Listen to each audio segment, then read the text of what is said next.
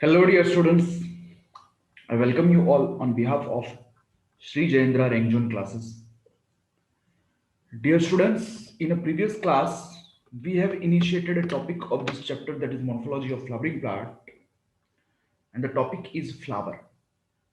And in this, we have started a study of the different floral walls of this flower,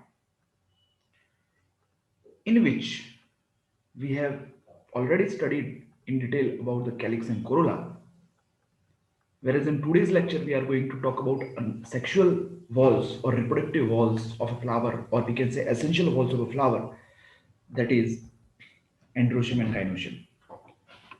So now in this flower, first we are going to discuss androecium in detail. So first, what is androecium? Androecium is obvious male sex organ, and this male sex organ is composed of stamens, or we can say it is a group of stamen or a wall of stamen. In each stamen, you will see that it is representing the male reproductive organ or male sex organ. And each stamen consists of two things, a stalk like structure that is called a filament, and anther. And you will see the anther. So, this is the structure of stamen, in which you will see this is the anther and this is the stamen, filament or a stalk. And now, in anther, if you see,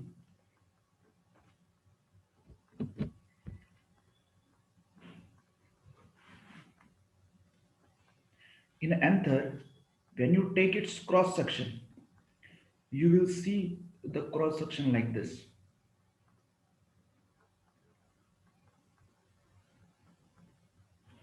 And in that cross section, you will see some sac like structure here.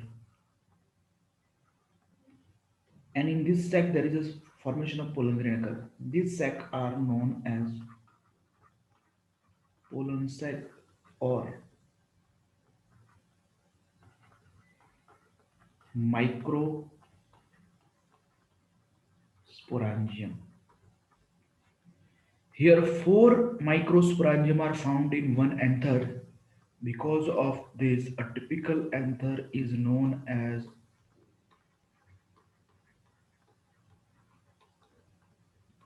tetrasporangiate. Okay. Now,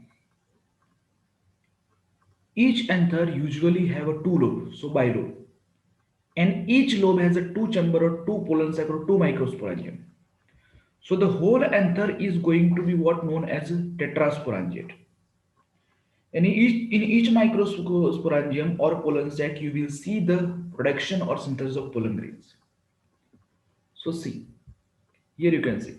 If you take a anther and if you take a cross section, see I have shown it. This is a cross section, and these are the pollen grains, green in color, that are produced in a sac-like structure. And this sac-like structure, which is present vertically or longitudinally, that is a pollen sac. These four pollen sac are found. Because of this, we call it the tetrasporangiate. But each anther has a two lobe, so it is bilobed with respect to presence of two lobed. But with respect to presence of pollen sac, it is a tetrasporangiate. Now there are certain stamen which are sterile. Example is cassia. And when the stamen are sterile, it is known as staminode. Means they are not able to produce the fertile pollen grain. So it is a staminode, which represent what? Sterile stamen. So what is the name of the sterile stamen? Sterile stamen is a staminode. Term uses staminode.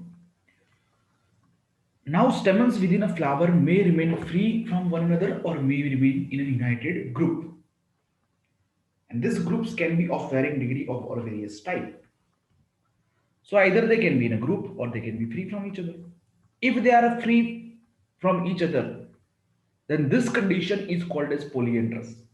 Dear students, please remember this is one of the important point. Polyandrous. Polyandrous means free stamens. Stamens are not united with each other. They are free from each other. and due to their freeness might be they will be seen that they particularly vary in length. So this is a polyandrous. You can see here stamens are not in a group, not attached with each other.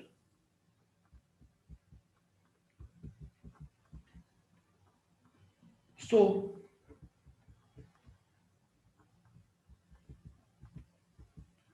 stamen, if remain free, then it is known as polyandrous condition. So let's talk about polyandrous condition in more detail.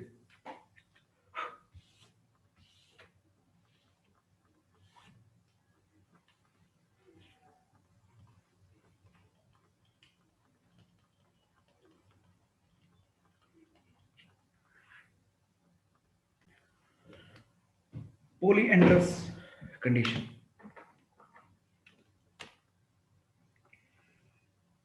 In polyandrous condition, the stamens are free from each other,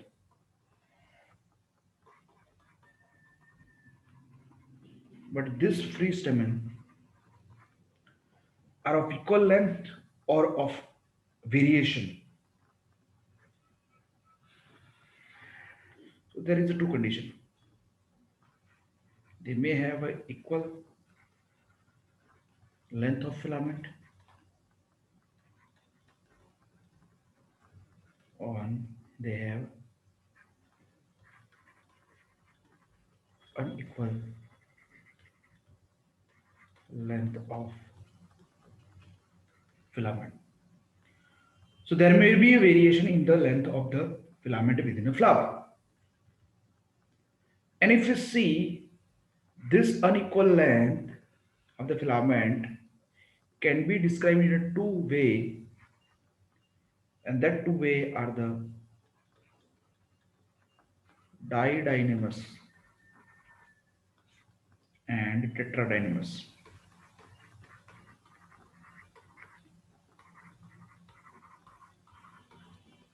See, didynamous means di means two, and two means four. So total here four stamens are there, but out of four stamens you will see two are long and two are short. Two are long on outer side and two are short inner side, present inner side. Then it is known as didynamous condition. And this didynamous condition is known to seen in case of salvia, and salvia is example of Lamiaceae or Labiatea family. Whereas in tetradynamous condition, you will see that there are tetra means 4 and di means 6, 2 means 4 plus 2, 6, 6 stamens. And out of 6 stamens, they are arranged in two walls. In outer wall,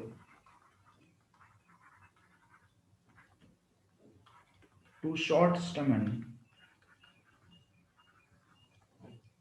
and in inner wall,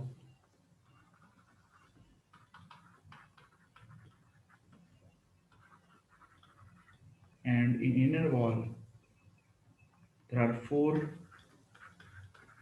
long stamen. So if I draw a diagram of this tetradynamous condition, it will be something look like this.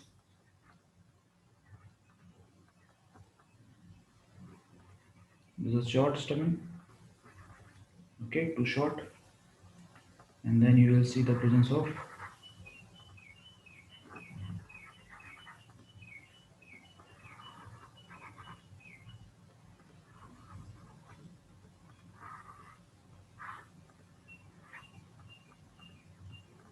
four long stamen. So here this four are long and two outer side are the short, then it is a tetradynamous condition. But if you want to show the didynamous condition, then here two are long on the outer side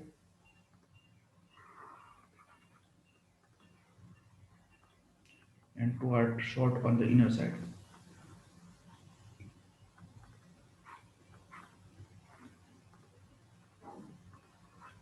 Then this condition is known as didynamous. Now tetradynamous condition is this: there is two outer wall has a two short and the inner wall has a two long stamen. The example is mustard, radish, and turnip, and they all belong to the crucifery or brassicaceae family. So this is the how the variation in length is observed. Okay, when they are free. So stamens may show variation in the length of the filament within the flower. Salvia and brassica mustard we have discussed.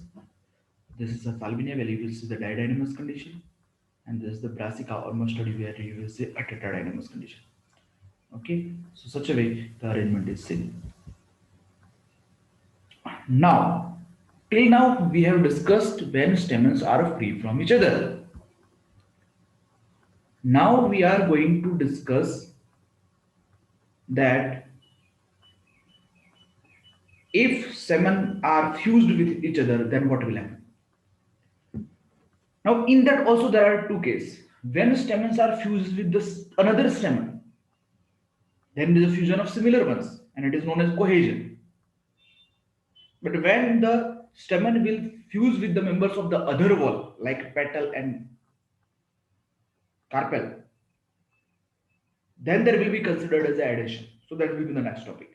Okay. Now we are here discussing the cohesion, where the floral parts of the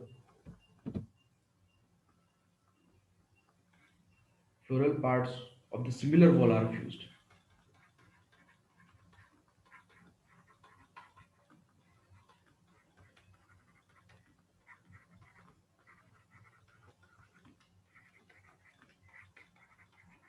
Means here we are going to discuss the fusion of stamen with the another stamens. So how the one stamen is fused with the another stamens, that we are going to discuss in this cohesion. Now in this case the stamen have two parts, that is the anther and filament. So either it can fuse with the another stamen through the filament or through the anther or by the both. So according to that, the first condition which we are going to discuss, that is the adelphus or adelphi. Now adelphi means what? Adelphi means here the fusion occurs through filament only. Here stamens are fused or united through stamen through filament only.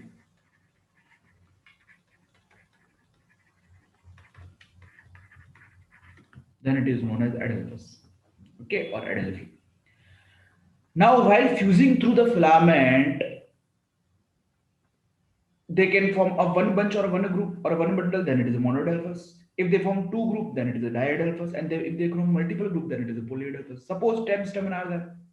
All 10 stamen are in a one group, or they are fused, all the filaments of the 10 stamen are fused and forming a one group or one bundle or one bunch, then it is known as monodelphous condition. So stamens are united into one bunch or one bundle. And this monodelphous condition, if you see, is seen in case of the China rose. Here you can see this, that all the stamen or the filament of the particular stamen are fusing and forming a one tube-like structure around the gynoecium. Okay, so here anthers remain free, but filament show cohesion or fuse and form a tube-like structure around the carpel or gynoecium, which will be known as the staminal tube. Okay, so by the fusion they are going to form a one. This is a tube-like structure. This is not a carpel. Okay, then this tube-like structure is known as stomatal tube. Such stomatal tube is seen in case of the China rose. Now, second condition is diadelphous. In this, all the stamens are united through the filaments, but they are present in a two bunch or two group or a two bundle. Okay. So suppose 10 stamen are there, then they are divided into 5, 5, 2, 8, 1, 9. Such condition can be there. The example is the P. You can see in P specifically that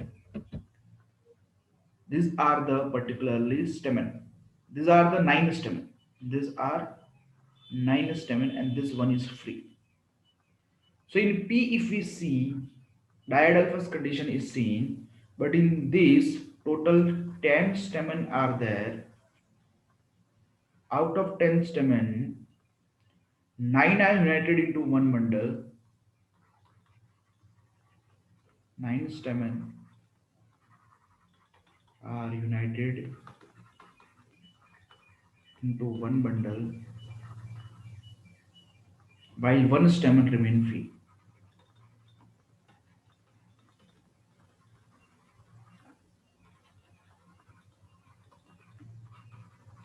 While one stamen remain free. Okay, then it is a diadelphous condition which is seen in case of the P.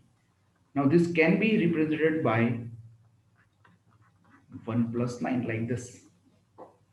So androecium, 10 stamen, 1 is free and 9 in group. So group is shown by the bracket. So this is a symbolic representation which is used to show the diadelphous condition. Now apart from this, polyadelphous condition is seen, and here the filaments are united, filaments of a stamen are united into more than two bundles. So by uniting, they forming a, or stamens are united into more than two bundles, then it is known as polyadelphous condition. This is in case of the citrus fruit. Okay, you can see here polyadelphous condition. Okay, here suppose this is forming a one bundle, this is another bundle, this is another bundle, this is another bundle. So four bundles are forming. So because of this, we call it polyadelphous. Okay.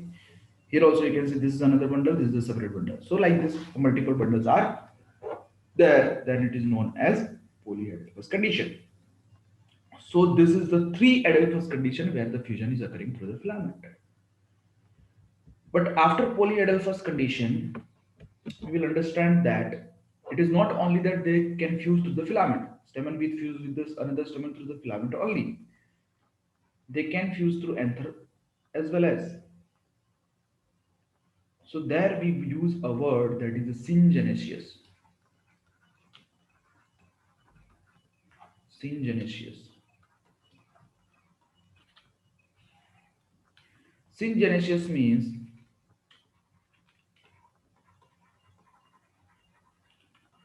stamens are fused or united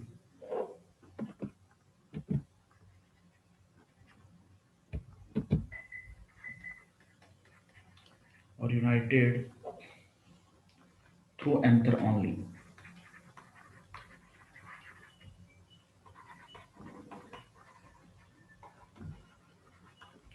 where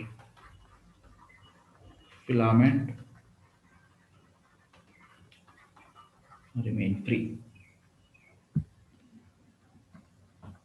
So this is the syngenesious condition. Okay. So if suppose this is a stamen and here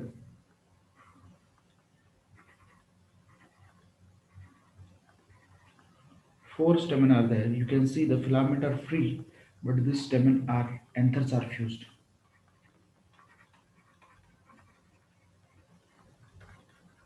Then this is known as syngenesious. And this syngenesious condition is seen in case of composite or Asteraceae family, which is a family of sunflower and gulmohar, that is tagetes.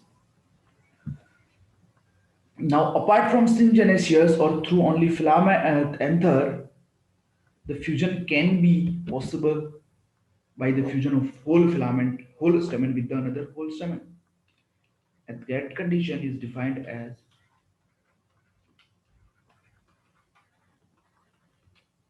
synandrous. So here whole stamen that is both anther and filament fuses with the another complete stamen means another stamen should also have anther and filament, and when the whole complete stamen is fused through the anther as well as filament, then it is known as synanther. Means suppose this is anther, this three anther. Now their filament is also attached and they are forming a one group, then it is known as here anthers are fused. So here fusion occur through the whole length of the stem and then it is known as synanthers condition. And this example is where this particular found, that is colocasia, alocasia means cucurbitaceae family.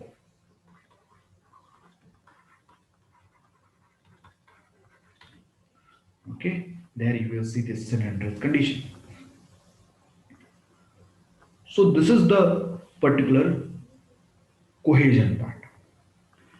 Now, after cohesion, we are going to talk about a fusion of stamen with the members of the other wall, and that is known as adhesion.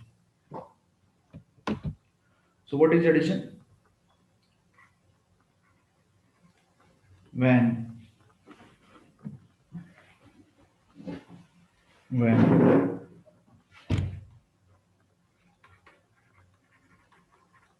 stamen are attached to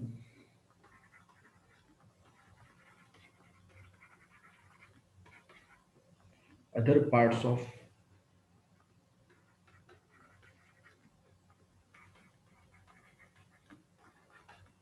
flower, that is the members of other wall. So, when a stamen fuses with the members of the other wall, like petal and petal outside and carpel inside, then it is known as adhesion. Now, this adhesion is divided into three types. So, stamens of a flower may be united with other members such as the petals or among themselves. When stamens are attached to the petal, it is known as epipetalous condition. Okay, so epipetalous is what? The fusion of stamen with the member of a outer wall, that is a corolla, and the member is petal. Then it is known as epipetalous condition. Here you can see.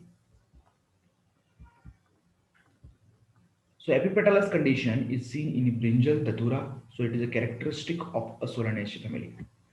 And if you want to represent it, the representation can be done like this, that the androecium is there, stamen is a part of androecium, and on the outer side you will see the corolla. Corolla is represented by C.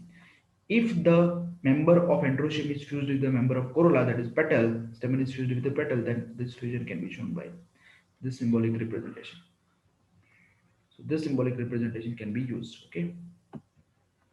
Now, when stamens are attached to the perianth, the condition is called epiphylous. It is also known as epitepalous condition because the member of perianth is a tepal, and tepal is a nothing but a fused sepal and petal. So it is called epiphylous or epitepalous. And in epiphylous condition is seen in the flower of lily, that is the liliaceae. Okay. So here, what are tepals? Tepals are the fused sepal and petal, and the wall of a tepal is known as perianth. So this epiphylous condition can be shown like this. Suppose androecium is there and the perianth is on the outer side, then this will show the epiphylous condition. And this is seen in case of the liliaceae. You can see here this is stigma, this is perianth, and on the perianth this particular anther particular stamen is attached. So whole stamen is attached here with the perianth or a tepal, then it is known as a adhesion type, that is epiphylous or epitepalous condition. Apart from this, the one more third type is known to occur, that is a gynandrous.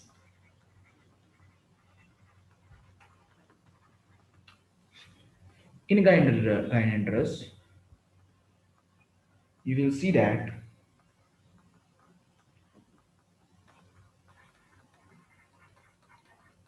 complete stamen or only anther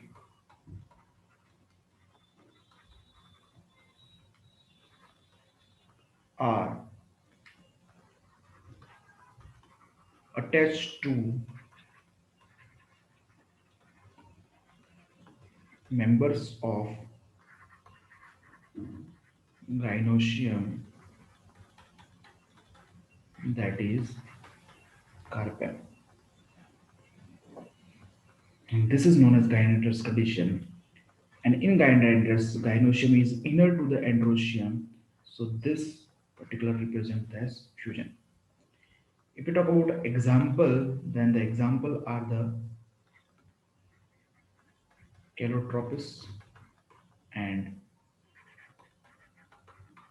aristolochia.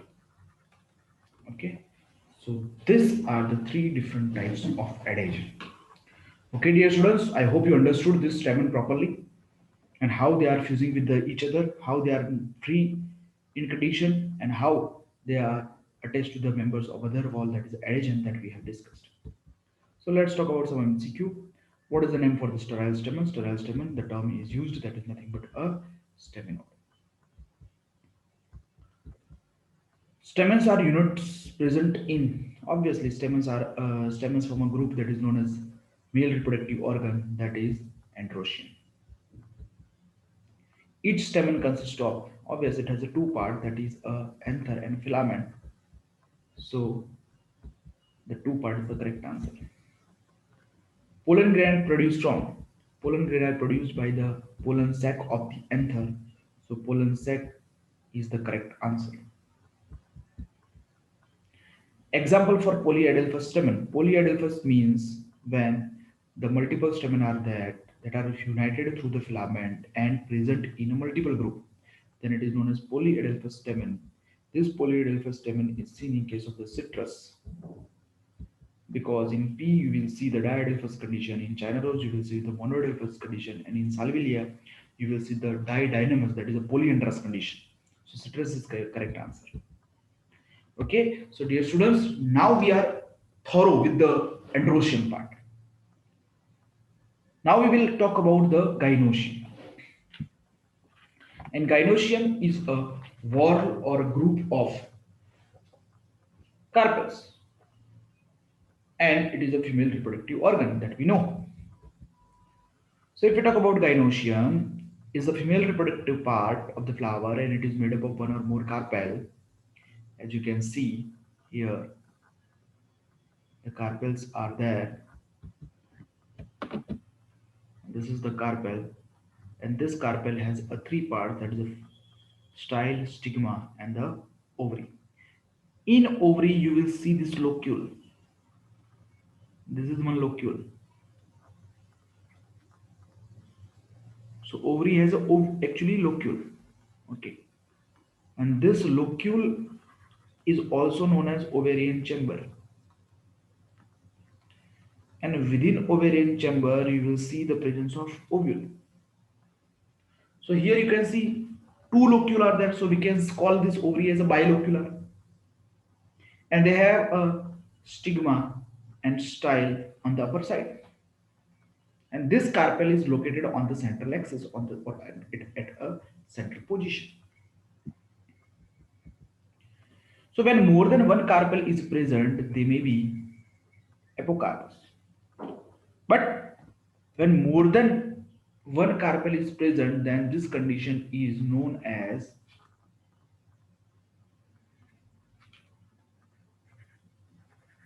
multi or polycarpillary. So number of carpel are there, then it is a polycarpillary gynoecium. And when polycarpillary or multicarpillary gynoecium is there, it means carpel are more in number, there is a two condition, that is apocarpus and syncarpus. Apo means free. So all the carpels are free from one another. Suppose 10 carpel are there, then all carpel in the flower are free from each other. They are not fused with each other. Then it is apocarpus condition. And this apocarpus condition is seen in case of rose, michaelia, and lotus. You can see this is rose free are there. This is lotus where you can see apocarpus condition. The another thing is the syncarpus condition, and in this syncarpus condition, all the carpels are united or fused. Then this condition is known as syncarpus. And the syncarpus condition is seen in case of the mustard, papaya, hibiscus, and tomato. You can see this is syncarpus condition. Okay, this is also syncarpus. So syncarpus occur then when usually when in a syncarpus condition you will see the multilocular ovary, because the fusion mainly occurs through the ovary. So if three carpels are there, the ovary will form, fuse, and ovary will be one, and in that three locule you will see. So presence of three locule is showing what? It is obviously multicarpellary or trilocular ovary is showing a tricarpellary flower. So the carpel consists of three parts. In each carpel, either it is in a single or in a polycarpellary or in a ocarpus or syncarpus condition. If we take a one carpel, it consists of three parts. That is, the basal part is the ovary, the style is the connecting part to the stigma, and stigma in the uppermost bulging region. If we talk about the ovary, it is the enlarged basal part of the gynoecium on which lies elongated tube. And each ovary bears one or more ovule. That can be multiple ovule, that can be one ovule. But these ovule are present in the locule. And these ovule are attached to a flattened cushion-like structure called placenta. Okay, so this is the actual diagram which is showing here the thing. You can see this is style, this is a stigma, and this is the ovary. Okay, and here you will see the ovary like this. Okay, so after fertilization the ovule develop into seed and the ovary mature into fruit. So if ovary is there, ovary is going to form a fruit, and you will see that the ovule will develop into the seed. So if ovule is one within the ovary, then one seed will be there in the fruit. If within a ovary multiple ovules are there, then multiple seed will be there in a fruit. So you can see this is the multiple ovules are present in this one. So multiple seeds will be seen in case of the tomato. So ovary is going to form a fruit and the ovule is going to form a seed. So that is the ovary we have discussed. The another part is the style, which is connect the ovary to the stigma, and the style is represented here. You know that the stigma is the tip of the style, consists of stigma and tip of the style, and it is a receptive for pollen grain. Means pollen grain when come from the anther, they will bind to the stigma, and after binding to the stigma, they will develop a pollen tube. So this is the stigma, this is the style, this is the ovary. Here also you can see this is the stigma. Now these are the three parts which we have seen: style, stigma, and ovary. In ovary you can see the locule, and in locule you can see the ovule, and ovule is attached to the placenta. Now how this placenta is arranged, that can't be seen because placenta is going to be present like a thread like, so it can't be visible. So how you can locate the placenta? By the positioning of ovule, because ovule is attached to it. So if we talk about the arrangement of this particular ovule within the ovary, then we can locate a placenta. So it is defined as a placentation. Okay, so the arrangement of ovule within the ovary is known as placentation, and it will define the manner in which placenta or ovule are arranged on the ovary wall. Now this placentation is of different type. The arrangement of placenta is of different type. That is marginal, axial, parietal, and the free central.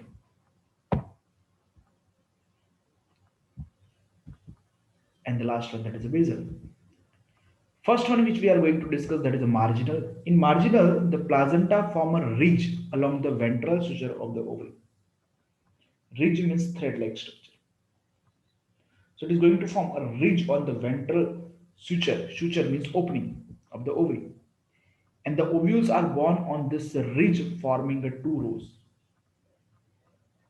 Means the placenta is present at the margin and it is seen in case of the P, that is belongs to the leguminous family. So here in this P it will be visible that how the marginal placenta is present. See, if you see one side, you will see the placenta here because this ovule are attached here. So it is present on the margin. Now one opening is present here, one opening is present here. This opening are known as suture. But this is a ventral suture, this is a dorsal suture. Now when we open it from it is ventral suture, you will see the two ridge, two threads, and with one thread you will see some of the threads, some of the ovule attached like this, and the ovules are attached like this on the another ridge. And so the ovule are born on this two ridge, or on the ridge forming a two rows, and the two rows are like this, one this row, one another row. So this way, the ovules are attached to the at the marginally present placenta. So the placenta are arranged is marginally. So because of this, we call it as a marginal placentation. Actually, there is no true placenta. Okay, actually, true placenta is not in a marginal placentation, but it is somewhat underdeveloped. The second type which we discussed, that is exile. Exile, as we listen a bit term, exile means access. So ovula are attached to the placenta in a multilocular ovary. And here the placentation is said to be exile because the placenta is present on the central axis. And this is seen in case of the China rose, lemon, and tomato. So in a multicarpillary syncarpus gynoecium, you will see that ovary is going to be multilocular. And here you will see that these are the locule. One, two, three. Cross section is showing. And this is the central axis. And on the central axis, ovule are attached like this. And this is the septum. So when true septum is present and it is dividing ovary into the multilocular condition and the ovule are attached to the central axis, then it is known as axial placentation. And in this type of axial placentation, the number of locule will be based on the number of carpel fused. So it's seen in case of these three examples. See, tomato, lemon, you will see such condition that here these are the three locules, but they are fused and the ovule are here. So because of this, it is known as what? Axial placentation. Parietal placentation. Parietal, as we listen a third, parietal means periphery. So in this type of placentation, the ovules develop on the inner wall of the ovary or on the peripheral part. Means ovule is one chambered, but it becomes two chambered due to the formation of the false septum. It is seen in case of the mustard and argemone. So here you will see that the ovule is attached to the periphery. See, this is the parietal. Actually, this is the parietal placentation. The periphery, at periphery, you will see the presence of this ovule, and this is the unilocular ovule. Now, sometimes in this, the false septum get developed, and that false septum is known as replum. Then it will be somewhat look like this. Okay, I am making you to draw one more thing. Whatever is given in NCERT. Suppose I am drawing one more thing.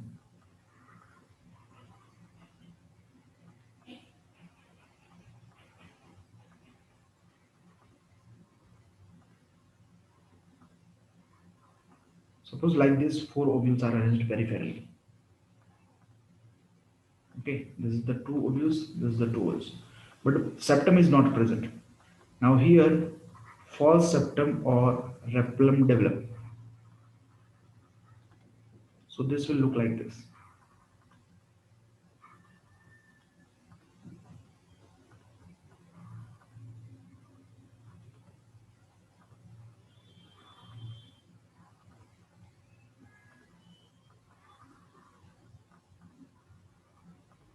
So in this is, you can see this is one locule, this is another locule, so it is a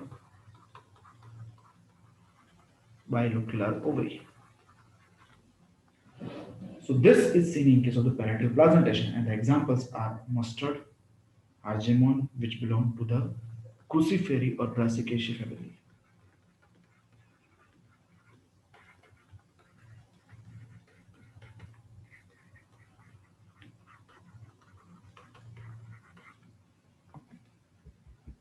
After parietal placentation, you will see the free central placentation. In the free central, the ovule are born on the central axis freely without septa. So here the septa is absent and the particularly ovule are present at the central axis freely, then it is known as a seen in case of the diacanthus and primrose. And you can see in this diagram, dear students, that ovule are arranged on the central axis, but it is not connected by the septum as we have seen in case of the exile. So it is a free central placentation. And here you will see the unilocular ovary. Only single locule is there. So unilocular ovary is present.